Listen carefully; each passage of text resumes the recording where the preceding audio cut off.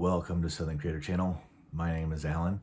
Today's video we're going to be working on covering up the internal substructure of the build here. We're going to be putting in some of the front border and covering it up with plate overall and just beginning to get a good foundation for our terrain. So let's get to it.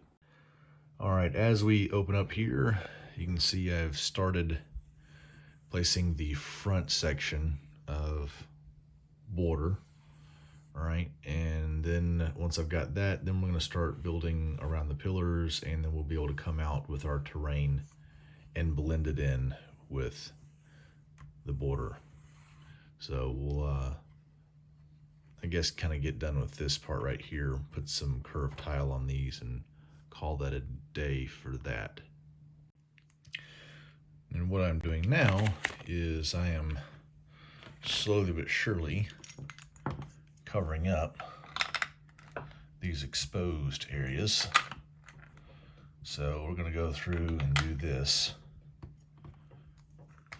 And I am starting to build just the simple bases around these structures. You can see this one's still open. Get this one closed up. That's mostly closed up, so now it's really starting to take shape. We got to get all these filler brick pieces covered up. All these. This is going to be probably the most tricky one here, as this one, probably that one will be tough, but this is going to be the toughest one to get taken care of around the base. But we're making good progress here. All right. As I said, we need to get most of this filler brick up front here covered up, and we pretty much do. I tried several different techniques to try to blend this in. I was using these slope pieces and all that, and then I realized, you know what, these are the grand total of my dark bush gray slope pieces, a good bit of them, but I want to be able to use these throughout the build, not burn them all up around here. So I figured, you know what, then I tried using plates and just staggering them along here, but then it looked too jagged, so I realized, okay, we're just gonna need to use wedge plates, and I think this came out better than the other techniques I've tried, so we're gonna go with that. And then I'm thinking the terrain is gonna be a big mixture of studs and smooth slopes, curved slopes, and an occasional tile, probably single studs or single 1x1 tiles, and maybe some 2x1 tiles, but very sparingly with the tiles in here, but probably a lot more heavy on the studs than I usually am. We're just going to have to find a good mix that is appealing to the eye, but at least we've got more or less this this border taken care of. So we're getting there. All right, you'll notice that I've got a considerable amount of work done over here. I wanted to go ahead and tackle the most difficult thing first. So here goes Casanova. All right, so you'll notice the big challenge was getting plates up under here, covering the wires, but also getting this as a sturdy environment. Then putting a handful of tiles underneath here, and then making it fit well. Because angles are never an easy thing with Lego. And how is it that this is stuck on here? Well, there's a stud under here and a stud over here. And you're like, what is the logic behind this? No, I did not have to bend. There's no stressing going on with any of this. I will show you the logic, the math. Some of you probably know this already, some maybe not. Put a stud down, go 5 studs over, 4 studs up, and then you can put in with great ease, with no stress on the piece, a 6 stud Lego. Okay, works just fine. So it's not quite a perfect 45-degree angle, so it's slightly less than that, but like I said, it does not stress the Lego pieces to go on that mathematically. You'll see that in a few sets, like the Boutique Hotel use that stud logic. So anyway, that is what that is. So I want to say that's right there, and then 5x4, 5x4, 5x4, and then you've got a stud right there.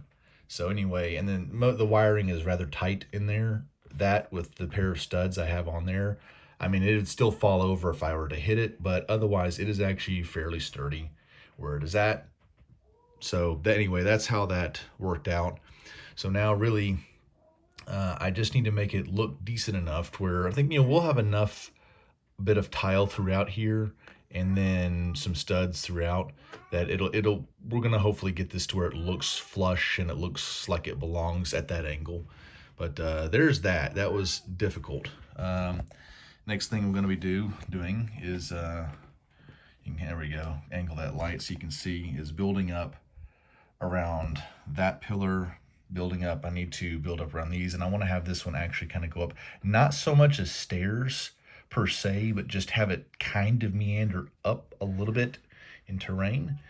And then this one over here is going to be the second most difficult one behind that one. But that probably is what I'll try to tackle next.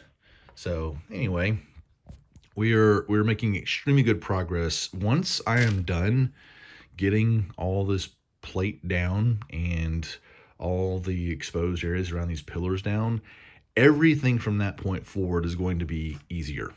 It'll just be easy stud terrain, easy building up brick terrain, and then just adding in detail. That is the easy part compared to the undercarriage, the wiring, these pillars, building those, making sure the lighting is correct, making sure everything's flush. This has been the hard part. Everything from here on out is going to be much easier. So I'm looking forward to getting to that. All right, this other one is basically done. That was quite a chore as well. By the way, for you math gurus out there, this whole thing right here is actually the Pythagorean theorem. I know it seems strange because I said it's 5 studs by 4 studs equals 6. Mathematically, that's not how the Pythagorean theorem works, but if you actually look at it, the studs are points. The distance between studs is actually what you're looking at. So the 6 stud, if you look at the distance between the studs, it's actually 5 units. The distance between these is actually, between studs, 4 units. 3 units of length here. So 3 times 3 is 9. 4 times 4 is 16. Add those together is 25. Square root of 25 is 5, which there are 5 spaces in between here, which is why this works. And it's like I said, this isn't just an accident of Lego that these are basically stress-free. They literally are stress-free because it is a perfect mathematical theorem for these. So anyway, that's what I did here as well. This is also in the same Pythagorean angle there. So we are basically done getting our pillars straight and more or less fixed where they're going to be, including the slanted one here. So now we're ready to go on getting straight into terrain, and then while we're doing terrain, having some other non-lit pillars and rock formations and debris out here. So we are all ready to roll on that. So I think we've done enough work. This has been a couple days of work getting all this done. I'm going to go ahead and call it on this video. I do once again appreciate you all watching. Have a good one.